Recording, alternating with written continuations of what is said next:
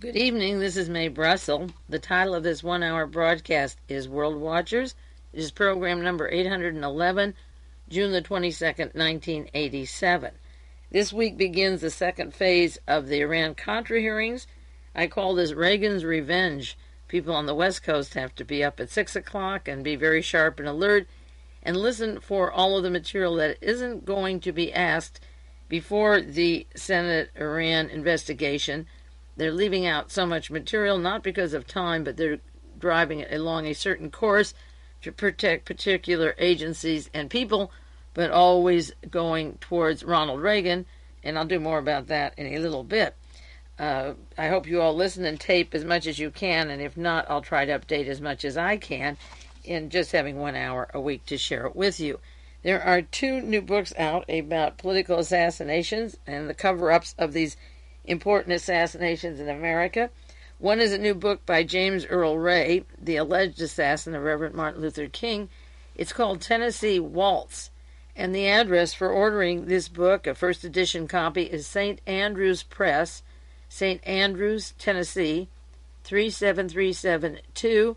The book is $19.95. The other book is on the House Select Committee on Assassinations, the cover-up of G. Robert Blakey and the staff. And this is very timely because you'll see the parallels between that and the Iran-Contra affair. The person who wrote this book and had it published is Ted Gondolfo, Gandolfo, and that book is $22.95. Write to him at 1214 First Avenue, New York, New York, 10021. And if you didn't write that fast enough, send me a self-addressed stamped envelope, and I'll tell you how to order these two books. Last week I mentioned the sentencing of Franklin Camper, the man who runs the terrorist school for mercenaries in Hueytown, Alabama. The New York Times had an article about him that I didn't have before the broadcast last week, but it was a quotation of Mr. Camper because when he wanted mercy from the judge, he said he was a secret agent of the United States government and that his mercenary school had been used for covert government missions to such places as Nicaragua. Well, the judge didn't believe him and gave him 14 years in the clink, but the point is that he pleads, I'm a government agent and I work overseas in places like Nicaragua, but his sentencing was firebombing two homes of nursery school teachers in California. The long-held secret, the deepest secret of our American government, the last thing really to share among all the researchers is the idea that we do have assassination teams in this country. Those that do it and those that cover it up know it. It's just the native population that stays ignorant. Now, there's an important lawsuit opening up that may affect the mercenary magazine of Robert K. Brown, of Soldier of Fortune. This came out in the San Francisco Examiner yesterday, a long article, Assassins for Rent, magazine's classified ads do a brisk business in murder. Now, there's a murder trial is going to take place because a gentleman opened his door and was attacked, a student by the name of Norman Norwood, and he had no reason not to open the door, to be afraid of anything. And a man, Richard Savage, had contracted to kill Norwood through a classified ad in Soldier of Fortune because this person had a beef against Norwood. He was going to marry a Mr. Gray's, Larry Gray's former wife. So that through this magazine, they got an assassination team, again, working in the United States. Norwood filed suit against Soldier of Fortune last spring. He wants $2 million punitive damage, and Soldier of Fortune said they couldn't get a dismissal. The case starts in Fayetteville this week. I don't know how much coverage there'll be coast to coast because, you see, Robert K. Brown was put into business by General John Singlaub, who's made to look like a hero before the Senate House committees. And Singlaub went with Robert Owen up to Colorado to Robert K. Brown's place. Owen worked and Singlaub with the Keeny Meanies, the British death squads, with the mercenaries all over the world, not just with the Contras, but were particularly interested in the Iran-Contra story. So that Robert Brown is in the hot seat, as was Franklin Camper, and again, for domestic operations, not for overseas. Kevin Coogan, who's a writer and researcher and just did an article on terrorism in Europe for Mother Jones, has done extensive work on Soldier of Fortune and the Nazi connections. He did a long report on that, and just citing some examples, he said there's thousands of anti-Semitic neo-Nazi publications produced by extremists in the United States and Canada, such as Ernest Zundel, running the Samizdat publications, and along with Zundel, there are American publications such as Robert Brown and Liberty Lobby that publishes ads, spotlight, advertising the issues of Soldier of Fortune. They advertise Zundel's publications, and also that's the company that Mark Lane works for, Liberty Lobby, and they continue to publish articles about Zundel and praising him. Kevin also cited an ad in Soldier of Fortune in 1979, January, talking about the Allied Germans, the Americans and the Germans, getting together, a reunion of the Battle of the Bulge people and high-ranking officers of both the American Army and the German Army, and it gave the addresses of their reunion. Of course, the Battle of the Bulge is the area, I believe, where the top Nazis did meet with the top American officials and merged our two governments at that point in time, merged them in Bern, Switzerland, but the actual agents got to meet each other through the Battle of the Bulge, and the innocent people who were not part of this were shot on sight, and those that were doing the shooting or ordered the shooting were released from Dachau prison by Senator Joe McCarthy. Soldier of Fortune ran articles about U-boat commander Hans Huben. Huben today is a multimillionaire, the head of a marine contracting firm, World Marine System, and is a United States citizen. He came here in 1955. They ran an ad for Devil's Guard by George Robert Elliott, a biography of Hans Josef Wagemuller, Wagemuller, an ex-Waffen SS partisan hunter whose entire battalion was shipped by the French to fight over in Vietnam, part of Nazi Germany. They ran ads for Turner's Diary by Andrew MacDonald, a nuclear physicist out of the National Alliance bookstore in Washington, D.C., and the Turner Diaries details the way to kill every black and hang them, and Jew in America, cut their throats and hang them post to post throughout the country. They ran ads for Devil's Guard, pardon me. I have typed that up, duplicate. Soldier of Fortune sold its marketing list, according to Kevin, to the National Vanguard, which is a Nazi group that's part of the Aryan Nations, February 82, and at the time Soldier of Fortune had 220,000 readers. Their letters to the editor complain about their ads for Nazis. They sell World War II hats, badges, and all kinds of Nazi paraphernalia, and ads for captured Japanese gear. And Paladin Press translates SS Werewolf Combat Instruction Manual. That was translated by Michael Fagnan, and Soldier of Fortune was advertising that in 1982. They also have sections on Aaron Banks and the Nazi hero of the SOA, and research has been done about the top Nazis, not dead Nazis, but current ones who are active and who are linked to Soldier of Fortune. So this particular Robert K. Brown, hopefully he would follow the same path as Franklin Camper, and maybe if this lawsuit is successful, other people who've been involved with terrorism that resulted by ads in Soldier of Fortune will go into this and make sure that he stays in for a long while. Last week I cited the gifts of Ronald Reagan and Nancy. I wanted to give the source of that. The LA Times, May 21st, 1985, just a month ago, gave the list of gifts that they had received. The figure was $12,896 worth of gifts. I thought it was around $17,000. It was $12,000. And again, this is the list of gifts for 1986. And there is nothing at all about the home, the $2 million home that was purchased for the Reagans. Interestingly enough, the Reagans' gifts to one another have included a chainsaw and a manure spreader. Well, I'm sure the Reagans will use a lot of manure spreader when they retire, if they live long enough to retire, and I'm sure he'll never go to jail. But you'll hardly call it a retirement when he leaves Washington, and then all these stories really begin to gush and flow, and the Teflon truly begins to peel off. Now, I did two broadcasts just briefly on Thomas Polgar of the Central Intelligence Agency. One was this last March, titled, "Is There a Mole Loose in the Iran-Contra Probe?" That was from Guardian, March the 4th, 1987, telling about Thomas Polgar, station chief in Saigon, who replaced Theodore Shackley and Thomas Kleins, who's now working for the Senate House Committee to screen out CIA involvement in the Iran-Contra affair.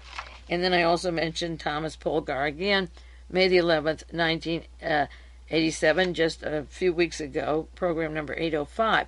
But in addition to the two broadcasts I did, and those are very brief, I want to just spend quite a long time, not that there isn't so much other news, but this is very essential to this committee, going into another article about Thomas Polgar by Vince Bielewski and Dennis Bernstein. This was published in these Times, June the 10th, 1987, and the things that they say pertain to past investigations, such as the first investigation of the murder of John Kennedy, the second investigation, the Senate Watergate investigation, the Koreagate. The reason we have these traumas is that instead of admitting that terrible mistakes were made and crimes were made, the power structure in Washington protects itself, and then these problems accumulate. And this article personifies what they have in mind. The Iran-Contra Committee, the chief counsels, and the staff, by allowing Thomas Polgar to be the man to screen out the CIA and protect the CIA while the hearings take place. The article is about conflict of interest, having Polgar, the CIA station chief from Saigon, screening and protecting persons that he worked with in Iran, not in Iran, but in Chile and Southeast Asia. This is from In These Times. The article says Thomas Polgar was feeding disinformation to Congress during the Vietnam War. He already had a reputation of that, and Bella Abzug, Representative Abzug from New York, was so angry at his lies, she asked when she saw him at the U.S. Embassy, which one is Thomas Polgar? Now, please note that Thomas Polgar, 10 years later, or a few years, maybe 12, has been promoted to be in charge of the investigation of this committee, to have a big handle on it, and Bella Abzug is no longer in Congress. I'm sure they saw to it that she was defeated in New York when she challenged Polgar for the lies that he did in Southeast Asia. This article explains that Thomas Polgar was formerly the object of congressional scorn, but the country has now moved so far to the right that he's a member of the Congressional Commission, one of the chief investigators, and his son, as I mentioned on the broadcast earlier, is an aide to Representative Rudman. Now, the Graham-Rudman bill, you know, is to give the military all it wants, but to balance the budget by taking away from the domestic. That's the father of the co-partner with Senator Graham, the senator, not Representative Rudman. And so the son of Polgar is working in the offices of this person while the president is deciding what to do to balance the budget or get the debt off, and the only thing he can think of are the domestic programs. This article continues. Representative Pike and Senator Frank Church exposed the CIA earlier in 1975 in their role in assassination plots and dirty deeds. Note again, and I'll keep interrupting this article to interrupt and explain certain things that many people are not aware of, but Senator Frank Church is no longer alive, and Representative Pike is not on the scene, and also Senator Hart, called the conscience of the Senate, also had cancer like Frank Church. So while they were active exposing assassination plots and dirty deals, the assassination plotters stay alive. The Shackley, Kleins, Wilson, Turple, Van Marbord, and Polgars, and their ilk. They're all alive, but the investigators are either removed from office, or they by votes, or they die of cancer. The article continues. Thomas Polgar met with Donald Gregg, former CIA colleague and advisor to Vice President George Bush, when he arrived in Washington. Now notice again, and I want to keep interrupting this article to call attention to the fact that the only person talking about George Bush's involvement in the Iran-Contra affair happens to be Jack Anderson. But Polgar is protecting Bush. His close advisor, former CIA friend Donald Gregg, is the connection to Mr. Felix Rodriguez in El Salvador and to the using the Honduras bases for the fighting the Contra war, helping the Contras fight in Nicaragua. Donald Gregg is a direct conflict of interest in terms of the committee because he's an associate of Polgar's, and they work together, directly together, and Gregg is involved with those people that have armed the Contras and involved with the airplane that Mr. Hassenfoss went down on, and Thomas Polgar worked with this Donald Gregg and laid out his agenda to the CIA and told him that he would literally assure them that the Iran-Contra hearings would not be a repeat of the Pike Church investigation. Now, that is the most outlandish conflict of interest because you saw Mr. Gomez Rodriguez on the stand, and although he went directly to the vice president, there's no pickup by the committee, and this is a working arrangement when this man is hired to literally assure that he will protect Gregg and Bush if he can, and that's what's happening. So translated, it means I met with them, they hired and interviewed me, and don't worry, we'll take care of matters that involve the CIA. Now, if they're able to do all that, does that mean that they could get rid of William Casey? He had his seizure in the CIA building the very day before he was to testify before the Senate Intelligence Committee. These people ran the Phoenix program in Southeast Asia, the death squads in Laos and Cambodia, and the death teams that set up the secret police, the DINA in Chile. Does that mean that they don't have the chemicals or weapons to get rid of William Casey and then put all CIA involvement on Casey and not spread it out, such as Senator Frank Church and Representative Pike did with the Operation Chaos, the MK Ultra, the COINTEL programs, and all the things that were happening domestically in the United States, and also Operation Chaos. The article continues, Senator Warren Rudman, vice chairman of the Senate panel, he handpicked Polgar for the job so that he could have what he said was an intelligence expert guide them through a complex probe of a covert operation. Now, that doesn't mean if he needs an intelligence expert, Senator Warren Rudman, he's taking the father of the man who's his aide. Why not take an intelligence expert who never lied to Congress, who wasn't accused of covering up the Vietnam atrocities, the corruption in Southeast Asia, who worked with the CIA? There must be some intelligence expert that didn't work with Theodore Shackley and Thomas Kleins, who didn't take over Shackley's job in Saigon, where you had the murders and atrocities and the scandals. It's like the excuse of using Albert Hakim for the visits to Iran is that he's the only person who spoke Farsi and he had to wear a wig and disguise so he wouldn't be recognized as only one person in the United States that speaks Farsi.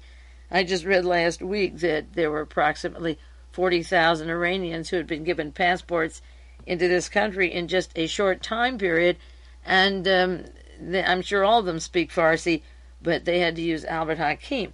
So the excuse that Senator Rudman has that he needs a guide, he doesn't need a guide who worked with these people. As a matter of fact, when Edwin Wilson was on television this past week from the federal prison interviewed by Larry King, he said, why don't you find out who hired these people?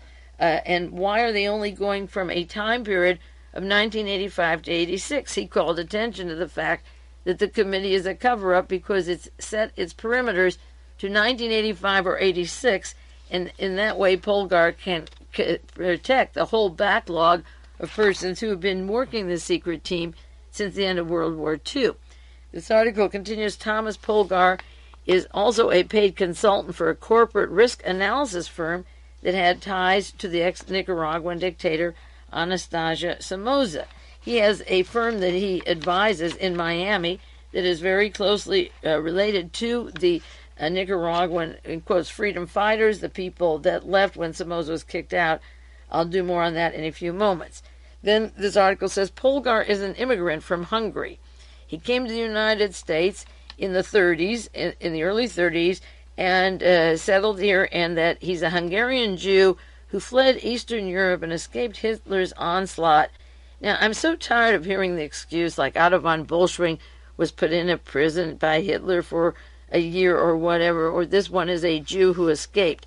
A very famous Hungarian, Ferenc Nagy, left Hungary and came to the United States, brought here by J. Edgar Hoover. And Ferenc Nagy worked with Permindex and Clay Shaw, and with the same Bay of Pig defendants that are in the Christic Institute suit. And early in the 30s, we had in this country Dr. Urban, the Gestapo agent who later recruited Errol Flynn. And in the 30s came Henry Kissinger and Peter Drucker. This hogwash always that they came here and that they're a Jew who escaped oppression.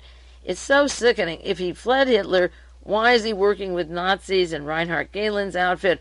Why does he work with the people out of International Imaging that became Stanford Technology, the Otto von Bolschwing outfit? Why was he operating the Phoenix program where they were killing up to 200,000 people in Vietnam and Laos? Why were they using tiger cages and napalm and torture?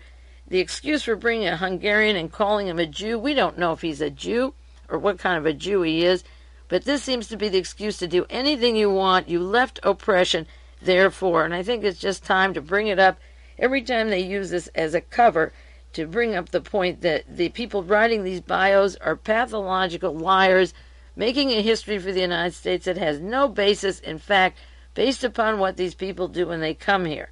This article says he served in Europe in the OSS, the predecessor of the CIA, and for 30 years he kept a prestigious job, chief of station in several countries. Well, when he worked in the OSS, he knows by now, by Operation Sunrise and books on the OSS, that our good Alan Dulles was working in Bern, Switzerland with Karl Wolff of the SS and representatives of Heinrich Himmler of the SS, and Richard von Weizsäcker's father was a high official in Himmler's SS, the current president of Germany, who was at Harvard last week. This old story is getting so tiresome. The cover story is so tiresome. And then the article continues, because of his accent and his past, Polgar considered himself an outsider in the CIA. Do you think he really came over in the early 30s if he has such a thick Hungarian accent at this point? They said he overcame his personal insecurities with extra effort and faith because he would look at Secretary of State Henry Kissinger, and that proved that Thomas Polgar could triumph. Well, Kissinger was in charge of that Southeast Asian war, and over Kissinger was his friend Fritz Kramer with the monocle, another German who ran the Pentagon. They ran over Westmoreland. He was the Pentagon official over General Westmoreland. He knows that these top Germans came into this country and went into the aerospace industry, into the military, and the excuse that I'm an underdog like Henry Kissinger, and therefore I can triumph like Kissinger is just another piece of hogwash. The article continues from 1972 to 75. Polgar had deliberately distorted information and intelligence about Vietnam. Frank Snepp, who wrote a book on the intelligence community, said he covered up mass corruption. He edited a report into oblivion, and John Stockwell of the CIA said that under Polgar's command, we could look at him and say, is this man sane? Now, I want to interrupt that question to ask why John Stockwell, when he was here in Monterey, and I asked him the role of Henry Kissinger in Central America, he said it isn't important. I asked him the role of Fritz Kramer. He said it isn't important to this story. I've mentioned it before, and I'm going to mention it as many times as it's pertinent to what I'm saying on the air. I don't mind repeating that. It's different than repeating a news story, because Fritz Kramer has been on the National Security Council the past 6 years, and I'm thinking about the death squads and the horrendous things happening in Central America, and Henry Kissinger was sent down to make what they called the Bipartisan Commission. His main opponent from Yale died an untimely death just last year, and also Oliver North traveled with Henry Kissinger on this bipartisan group with them, and Kissinger is the protege, his mentor. Fritz Kramer sits in the NSC and directs Ollie North. If Stockwell says we would look at him and say, is this man sane? You have to turn yourself around and ask John Stockwell, are you sane to say that Kissinger and Kramer don't have a role in the entire Iran-Contra affair? As a matter of fact, Kissinger was the big wig with the Rockefeller family in bringing the shot of this country. And that caused the hostages to be taken. Then Jimmy Carter couldn't be reelected, and Kissinger has had a big role in the ousting of Mossadegh and putting the Shah into power in Iran. The Iranian, Middle East, Saudi Arabian connections, those seeds were all planted with Henry Kissinger before he got into Southeast Asia and before he went into Central America. And the article says that Polgar was covering up corruption in Vietnam. Well, he was covering up corruption in the Iran-Contra affair. Now, the Democrats don't ask questions of Mr. Polgar about what is going on. Today in the San Francisco Chronicle, there's an article about the Contras shanghaiing over 400 people. The word shanghaiing going back to the old Chiang Kai-shek problem. And what the Contras have been doing is picking up people on a bus. They'll tell a man to stand up, leave all the family there, and then kidnap him and take him to the Contra side and break up families. And this article in just this morning tells about the terror of the Contras and that the president asked them not to be so nasty, and they continue doing it. Polgar is covering up La Pensa bombing. He's covering up the drug running. He's covering up the planned murder of the ambassador to Costa Rica, and he's getting away with it today, just exactly as he did in Vietnam, and that's why he was brought in to do what he's doing today. Now, Frank Snepp of the CIA said that he testified before Senator Daniel Inouye, Democrat of Hawaii, about Thomas Polgar after the Vietnam War and the defeat there. Now, more than 10 years later, Inouye is chairman of the Senate panel, and he personally approved of Polgar's appointment. And if ever there was an example of covering up of the chairman of any committee, Daniel Inouye, if you see him, is thoroughly disgusting and is very pleased to cover up and has a sneer about him as he proceeds to keep these hearings at the most fundamental childish level while he lets persons on his own, on the other side, not his side, but his side of thinking, the Republicans give their long speeches on why it's necessary to break the law if the motives are okay. This article said after Vietnam, Polgar became station chief in Mexico.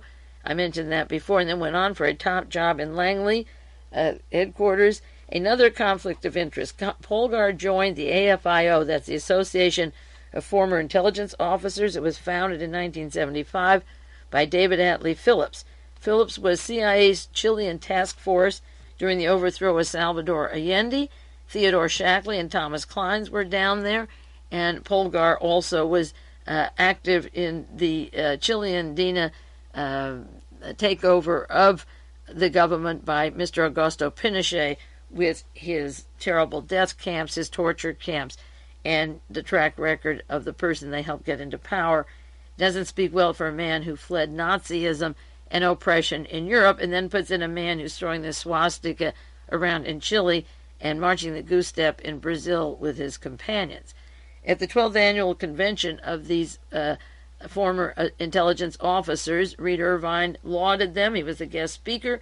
Reed Irvine is the head of accuracy in media, and he was rebutting a section of Miami Vice that showed intelligence operatives in Central America as bloodthirsty killers. Now, Reed Irvine says he wants accuracy in media, and yet he's lauding the very group who work with Roberto D'Aubuisson with the 3As in Argentina, brought the Argentine torturers up to Central America to do these bloodthirsty killings and have instigated 1 million deaths in Central America in the past 10 years. I think I gave that figure about a week ago. And Guatemala, El Salvador, Nicaragua, and Honduras. Reed Irvine of Accuracy in Media is a staunch defender of, in quotes, the former CIA operatives who left the agency officially, then went to work for the privatization of this government for these secret teams on the outside.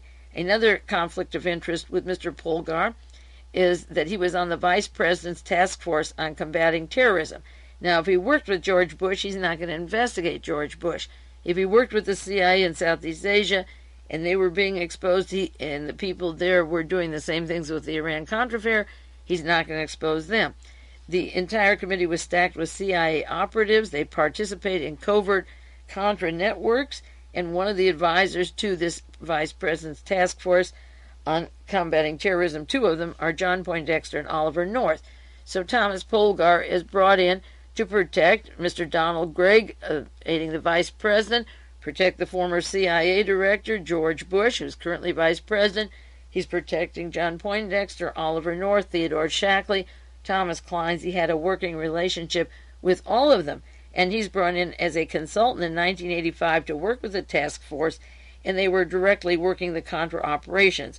Part of that group was Robert Earl, and the other was Craig Coy, two of North's top aides, who are actually working with the Contras. So this is the most gross violation of trust to the American people to have this man watching the team before the investigators and screening out anybody that touches or rubs up to his secret team that he's worked with for over 30 years. We'll take a 1-minute break. This is Mae Brussell, in case you picked up the program in the middle of the program. Next time, get there at the top of the hour, whatever the hour is. I'll continue in about 1 minute with Mr. Polgar, Thomas Polgar, and the conflict of interest with the Iran Contra hearings. What you hear is okay, but what you don't hear is even more important.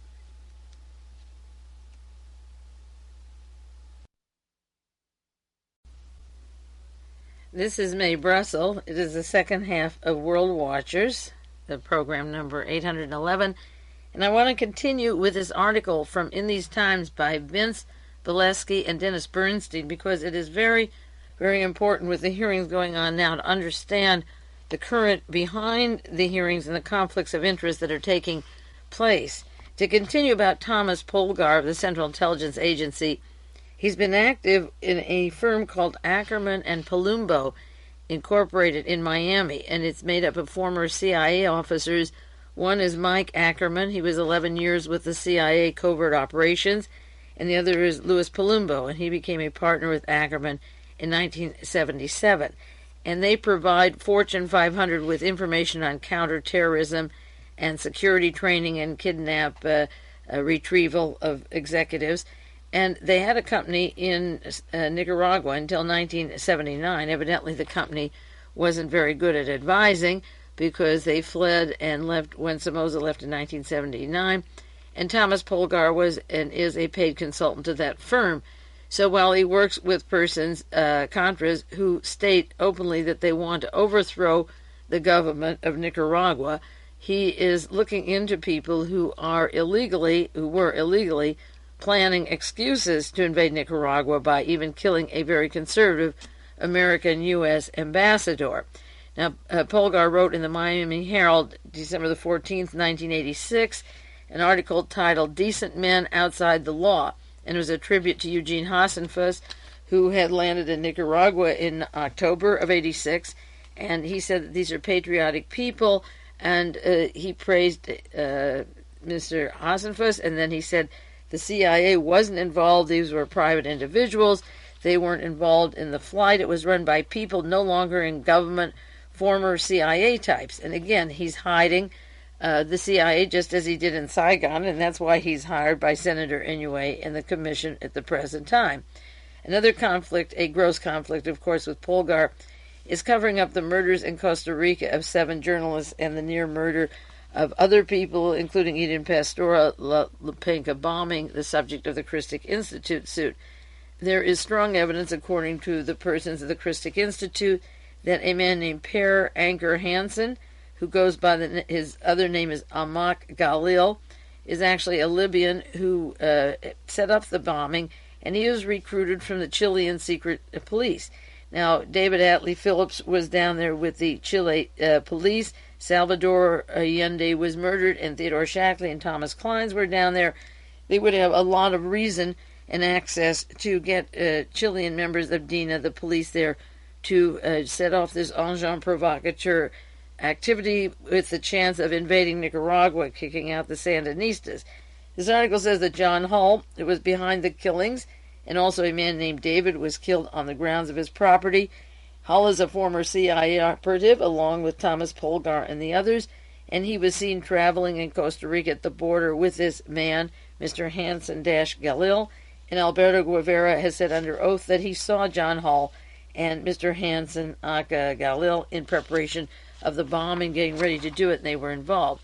Now, Polgar went to Costa Rica, and this lawsuit was filed a year ago. He had every reason to investigate the role that drugs would have in the Iran-Contra affair, in assassinations, murders, or planned coups, but there was a conflict of interest again because he was sent down there to protect the Central Intelligence Agency, and about 400 agents left in 1975, and he's a member of the group that continues to lobby Congress, and when they're found doing anything wrong, they cover it up. So the perfect place to send Mr. Thomas Polgar was down to Costa Rica, and that's why people are waiting to hear the parts of the Iran-Contra affair deal with the drugs, the assassination, and the attempted coup for Nicaragua, and they're not hearing it. Asked any of the witnesses because Polgar arranged for interviews down there. He went to the U.S. Embassy, and he interviewed people that were to his own interest to give him the kind of information he wanted, and excluded all interviews that would be contrary to what he's supposed to think or ask about. Now, the San Francisco Chronicle had a story June 22nd, this morning, on a man that lives in Costa Rica, Alfonso Robello. He runs a sugarcane industry. He's a wealthy man, and our American AID gave him $3 million to run this operation. He's a multimillionaire. Robello received $10,000 a month from Oliver North, even though the AID had given him this $3 million for his sugar plantation in Costa Rica, and he split the money with Fernando Camero, Contra military leader, and both support the armed overthrow of Nicaragua. So Alfonso Robello serves his sugarcane industry down there, put into business by the United States, then takes the National Security Council money and works with a former CIA man, Mr. Hall, at his ranch, and he also hires in the sugar plantation business the president of Costa Rica's father and brother. Oscar Arias' father and brother work for Contra leader Alfonso Robello, and the Americans put him in business and then sent him a monthly check, and then he gives it to the military leader of the Contras. So Polgar went down there, and he never interviewed John Hall in Costa Rica. He never interviewed the key witnesses to Hall's Contra military operations, such as Peter Glibbery, a British mercenary in jail. He never contacted the Christic Institute for their information on why they filed the suit. He doesn't want to hear anything about the dates, evidence, or sources of information. And regarding the question of drugs, they asked him, and this article says his answer regarding drugs and Contras, and would he investigate them or find evidence down there, such as the Christic Institute did with the Medellin cartel, the cocaine kings. He said, "Don't you think it would be absurd for a conservative American rancher to smuggle drugs?" Well, think of the mindset of Polgar in the Central Intelligence 30 years and station chief in Saigon. The admirals and the generals and high officials of the American government, including the CIA director, William Colby, have been linked to the narcotics traffic of Southeast Asia, to the Nuganan Bank, which does connect to General Secord and Oliver North, and they made tremendous profits off the war. The profit of a Porsche is small. What General Secord got, an airplane and a Porsche, is very small compared to the drug profits. And the explanation of not looking into it is that it isn't reasonable, and yet he and his own team from Southeast Asia and from around the world, I'm sure the Mexican drugs had a lot to do with connections to the United States, also the flow into the United States, and he was station chief there. The article concludes, Polgar worked with Oliver North in the National Security Council on a terrorist unit. So he wouldn't ask him about activity in Costa Rica, even though he works with Oliver North. And the night of the bombing, La Pensa bombing, the CIA station chief in Costa Rica, John Hall, was with Robert Owen. They were together in Costa Rica, and Owen told the House and Senate Investigation Committee that North ordered him to go to Costa Rica, and a few days before the bombing, and he left the next day after the bombing. So Adolfo Calero was on the stand before the huge number of members of the House and the Senate and the legal team. Robert Owen was on the staff, and General Secord, and they characterized the Christic Institute as fairy tale and hogwash. So the person of Thomas Polgar being in charge of these investigations shows how many conflicts of interest cross over and how bad it is. Now, I want to jump now to an article that was in the Miami Herald that is very pertinent to this case and may be developing as time goes on, because while the intelligence community is protected, the investigators don't mind if they ease this old, tired president who's now reading cue cards when he has a personal conversation in Venice. They don't mind easing him out, and they may have to stick with getting Reagan out of office, but that doesn't mean that they're not the same gun-running death squads that they always were, protecting Murder Incorporated in and out the White House and the National Security Council. The news this past week, just a week ago, Many of you saw the quotations of Representative Lee Hamilton of Indiana, who said that there probably, or he hints there might be, a chance that they would have to start impeachment proceedings against the President of the United States. The Congress probably will consider impeaching President Reagan if they discover he knew about the diversion of funds. Now, in the past week, they've been saying that Hamilton is so conservative and cautious that they have to take him not lightly or with a grain of salt, but listen to what he's saying.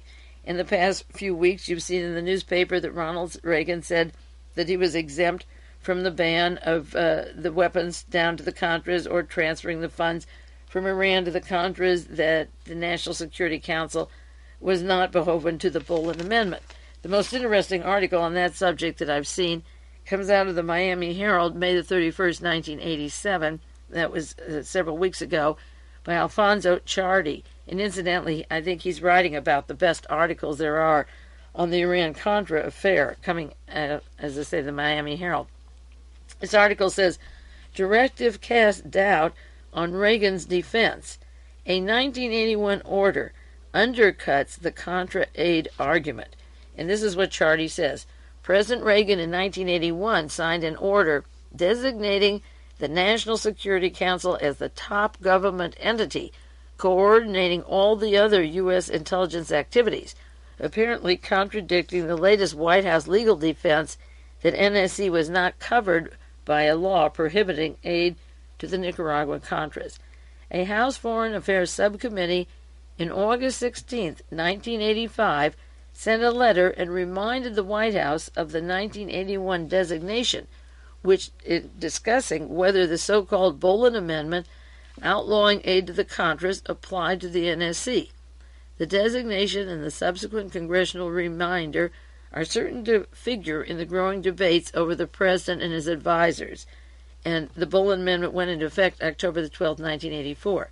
Some congressional leaders are leaning to suggest, very privately, that they may have to consider punishing Reagan for some of his officers or their actions. The congressional leaders scrupulously avoid the word impeachment. However, some acknowledge that the issue of removing Reagan from office has been debated publicly, and one Texas congressman, Henry Gonzalez, quietly filed his resolution March the 5th, 1987, for impeachment proceedings. And these have been given quietly to the Justice Department, the judiciary.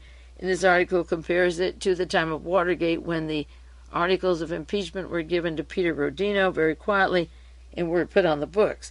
The question of the president's legal responsibility has come to the fore in the last 2 weeks as Reagan and his advisors abandoned the White House claims that they didn't know the extent of the CIA involvement and the White House with the Contras from October 84 to 85. It goes on, Reagan and his chief of staff, Howard Baker, are not knowing now what to do with the law. They said that the Bolin Amendment doesn't apply to the president, but the one paragraph in the Bolin Amendment was revised several times by Congress, and in the form that it stood from October 12, 85 to September 30, 1985, it barred the administration from spending funds available to the CIA, Pentagon, or any other agency or entity of the United States involved in intelligence activities. Now, here is the catch, a different angle to this story that I haven't seen in other newspapers. Congressional investigators said that the language would appear not only to encompass the NSC, but because on December the 8th, 1981, when Reagan was president just about a year, he gave an executive order signed by himself regulating the intelligence activities. He said the NSC shall act as the highest executive branch entity that provides review, guidance, and direction for the conduct of national foreign intelligence, counterintelligence, and special activities and attendant policies, that the White House would be responsible for those. The White House declined comment last Friday when asked about the 1981 order. A recent White House legal analysis holds that the NSC is neither intelligence agency or governed by the Bolin Amendment, but the documents released by the Congressional Committee show that the National Security Council took on the responsibility for intelligence away from the intelligence agencies into the White House. In a letter dated August 16, 1985, Representative Michael Barnes of Maryland, and he's the one that Spitz Chanell made sure that he wasn't reelected into Congress from Maryland, noted that the president and Robert McFarland should remember that they signed this other agreement in 1981, of December 81, the 8th, and that he reminded them and National Security Advisor Robert McFarland of what they had signed. And the Barnes letter apparently was the one that caused Lieutenant Colonel Oliver North to hurry and hire Mr. Bretton Schiaroni, that stooge that you saw on television testifying about the Bolton Amendment. They quickly got legal advice from the President's Intelligence Oversight Board because Congressman Barnes said in 1985, remember now what the Bolton Amendment says, and in 1981 you took responsibility for the Intelligence Committee, and therefore you are responsible and not separate from it. And this article continues, the legal experts are now discussing the issue. Harvard constitutional law professor Lawrence Tribe wrote a piece in the New York Times in which he advocated impeachment. He said he knows the president's popular, but it is extremely important for those who are serious about the Constitution to be straightforward and not second-guess the political will. The fact is that the impeachable offenses exist, Tribe said. And he said to the extent that Reagan admits to orchestrating and funding the efforts to channel private and foreign contributions to the Contras, he would have been guilty of serious subversion of the separation of the powers of the Constitution and the statutory limitations of the President and executive branch who conduct government programs, and he's in violation of Congress and control over the power of the purse. So Reagan literally tied his own noose, if this article is correct, by insisting in December 1981 that he would be in charge of all intelligence, then later saying the intelligence is not part of the general intelligence where he actually signed these documents. And it's interesting that Congressman Barnes saw this constitutional question coming up in 1985 and, in all fairness, reminded the White House right there, this is what you're doing and this is what you want to have control of. So they quickly brought in the attorney Schiaroni, who wrote something that they wanted to see, not what pertained to the December 81 transfer of intelligence to the White House, and it locked up his opinion, and so the rest of this is going to be history. Now, as I say, the article has a list of the impeachment resolution that was filed at that time, just recently, by Senator Henry Gonzalez. If you write to him, you can get a copy of this. Some people heard Ray Talafiero on KGO talking about this, and Gonzalez sent them copies of the impeachment that he filed March the 5th, 1987, the impeachment resolution. Tell him you got it from Mae Brussell's World Watchers and send for this. Now, this is what he signed in the resolution in case you haven't seen it. 1. Violation of the Arms Export Control Act for the acquiescing to Israel, the shipping of U.S. arms to Iran without written authorization. 2. The violation of Foreign Assistance Act, allowing CIA to front a company to ship weapons to Iran without proper intelligence finding.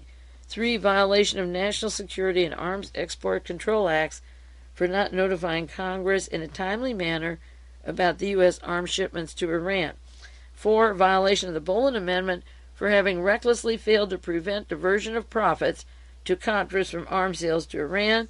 5. Violation of Section 509 of Public Law 99-399, prohibiting arms sales to countries classified as supporting terrorism such as Iran.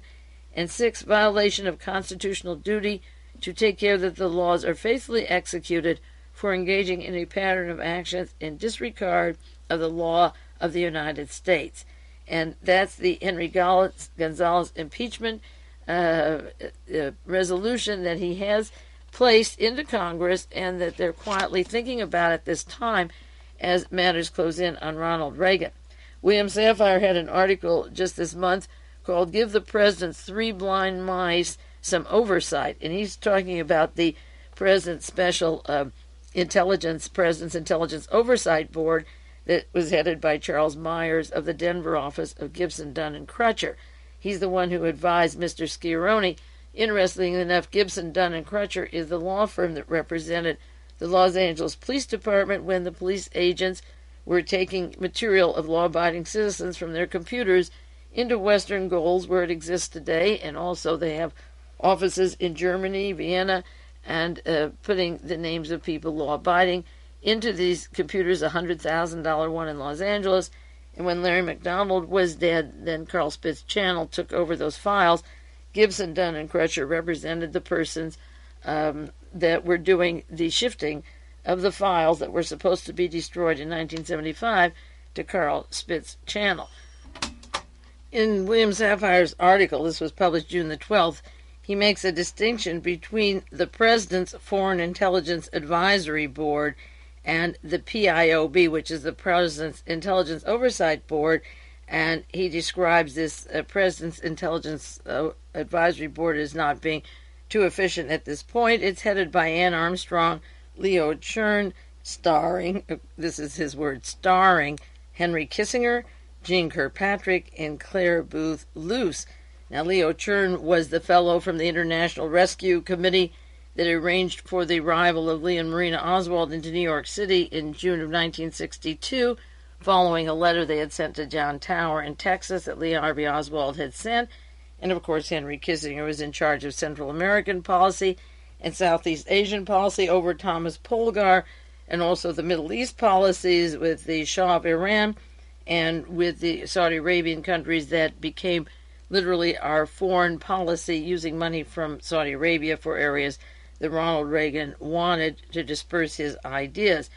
So both committees are hand-in-glove part of the president's operations, and they work with the Dirty Tricks, the secret team. They're part of the secret team. And when Congress warned the president that he may be in danger because he assumed responsibility for the intelligence community after December 81, that they would work inside the NSC, then they brought in an attorney from the Oversight Board to have a dismal written report that he put in a safe that nobody could see. Incidentally, I mentioned last week about General Secord speaking at the Bar Association in Texas, and a friend from Houston mailed me an article from the Houston Post that there were demonstrations. There were about 36 lawyers who objected to General Secord speaking to the Bar Association. They said he lied to Congress and he shouldn't be here with the National Lawyers Guild. The vice president of the National Lawyers Guild objected, and they had signs and pickets against him. And while there were 2,000 lawyers present, Secord was paid $7,500 to speak. And one comment was that what qualifies him to speak? Secord isn't a lawyer. His only qualification, as far as we can tell, is he's a defendant, and he is a defendant in the Christic Institute suit. And they said we may as well have had Willie Nelson. We would have had a better choice, that they didn't want Secord there. A lot did protest. And just to remind you of General Secord, I want to repeat just two quotations from him that I shared with you last week, and I may continue to put on the air from time to time. One was in the San Jose Mercury News. General Secord, now we are nearly gridlocked because of hands tied with the CIA covert operations, and it seems to me it's one of those reasons why the White House turned to private sources in the past couple of years to try to do some things they thought were of vital importance that could not be done within the system. And another quotation of Secord from Wall Street Journal, titled "System Has to Be Unlocked," he said, in quotes, "The network's organizers respond that they could act more quickly and objectively than the CIA or the Pentagon. The system has to be unlocked, and I'm not holding my breath until we get a president who's strong enough to do that," said General Secord. And those were the reasons for his operations. Now, going back a few years to Ronald Reagan and the secret team, in July 1981, and this was just 5-6 months before he took the intelligence operation inside the NSC, instead of having them separate entities, I did a broadcast, number 500, for those of you who have the sheets can look it up. I listed there on the sheet the companies that broadcast, what do these names have in common with Alexander Haig's terrorist mentality? And I do want to start doing broadcasts on the role of Alexander Haig and Henry Kissinger on this entire Iran-Contra affair. And I listed we should learn from lessons of history from the Bay of Pigs or from World War II, and I listed Theodore Shackley, Edwin Wilson, Frank Newcomb, Michael Hand, Frank Turple, Kevin Mulcahy, who was then murdered shortly after that, George Corcola, George Bush, Vernon Walters, William Casey, William Kolb, Michele Sindona, Muhammad Ali Ajah, the Wells Fargo Bank, and of course one of those branches now is tied into the Somoza banks and the funneling to Miami of money out of Nicaragua that was used by the Contras for pouring money into the operations of the Saudi Arabian funds. And I also mentioned the Green Beret. And this broadcast, this was 6 years ago, was about terrorism and about counterinsurgency, and a book that Theodore Shackley had. And I said this 6 years ago that they're going to unleash the CIA for bloodbaths in El Salvador, Angola, and elsewhere, that now Ronald Reagan has surfaced and he will be in charge of the CIA. And we have troubles when he starts working with the station chief from Laos and Vietnam and Chile. And I was talking about Theodore Shackley at that time. And I also was quoting an article of Seymour Hersh in the New York Times, June 21st, 1981, about Edwin Wilson, Theodore Shackley, Frank Turple, and the CIA arming and training Gaddafi. Also in 1981, in August, I was talking about the airplane crash of the ex-president of Panama, Mr. Torrijos, and the role of the intelligence community in that. And when Ronald Reagan would be president, we'd have a lot of murders and coups and near murders. And in 1981, there were a long series of them. And I had written in 1973 about Mr. Torrijos and narcotics traffic and the Central Intelligence in Panama. Edwin Wilson was on Larry King this past week. I don't know how many of you saw it. Most of my listeners, if they have television, were probably interested in seeing Edwin Wilson. And I did broadcasts going into 1981. I pulled out a few sheets of the bibliography sheets that accompanied the broadcast. One in October 25th, that date, was about the West Coast links of Hewlett-Packard, Stanford Technology, Stanford University Aerospace, to Frank Turple, Edwin Wilson, Theodore Shackley, the defense industry, George Bush, William Casey. And I said, watch this develop. And these were broadcasts about terrorism. I did a lot about these people and their terrorist activities that were visible in 1981. What we call the secret team isn't so secret. And I also did a broadcast in 1983 on the death of important witnesses to the Wilson Turple case, and Kevin Mulcahy had been blown away by then. He was killed November 82. Rafael Villaverde, who was killed on his yacht in 1982. Luke Thompson, the former Green Beret, who said he feared for his own life. In 82, William Russell Cranford, who was shot twice in the head, who worked with the Army Special Forces with Edwin Wilson. And in Ecuador, and Ricardo Morales, who was gunned down in Miami as part of the Wilson Turple Shackley Klein's operation. And Kenneth Duberstein, who was murdered in 1971 from the Defense Intelligence Agency. And the reason those deaths were timely then is that they're timely now, and I don't have time in about 15 or 20 minutes to run down some very important deaths that pertain to the Iran-Contra affair. I'll give you the title of the articles, and I'll do more on them later. One is from the Miami Herald regarding the Stark investigation, May 30th, saying Stark investigation won't divulge findings. And then the Los Angeles Herald Examiner saying, did Iraq behead the pilot who fired on the Stark? If this was an agent provocateur incident, they said there are rumors there apparently embarrassing President Saddam Hussein and that he has been beheaded. In March 1975, there were articles about a young fellow, the nephew of Prince Faoud in Saudi Arabia. He came from Berkeley and Denver, Colorado, and allegedly was on acid, and he killed his uncle, and then the next day he was beheaded. And the controversy at that time was raising the oil prices in the Middle East, which the Shah wanted to do, and Henry Kissinger and David Rockefeller wanted to do. And the King of Saudi Arabia, or Crown Prince Fahd, didn't want to do it. He held back, and he was killed, and the person who set this up was beheaded. And I see the similarities between those teams that work in Iran, the agents provocateurs, and the possible beheading of the person who hit the Stark, which gives us the excuse for this huge diversionary that's taking place in the Persian Gulf that could even lead to World War III with Reagan's Armageddon mindset. Now, there have been many articles about the death of Paul Laxalt's sister-in-law. The most interesting I have comes out of the San Francisco Examiner. Mystery death of Paul Laxalt's sister. Napa County, California probes the apparent suicide on the eve of the libel truce. Now, I've said for many, many years that the hand-picked presidents of the United States after World War II were to be Richard Nixon, who would follow Eisenhower, and he was vice president there for 8 years, pretty close to Ike with those heart attacks. Then it would be Ronald Reagan, and then it would be Paul Laxalt. And Paul Laxalt had this nasty suit linking him to the Teamsters to organize crime, and his sister-in-law was a woman who testified at the trials about the relationships of Paul Laxalt and the family to the crime syndicate, and it gave testimony in support of the defense. The McClatchy newspapers were defending themselves against a newspaper against a suit by Paul Laxalt.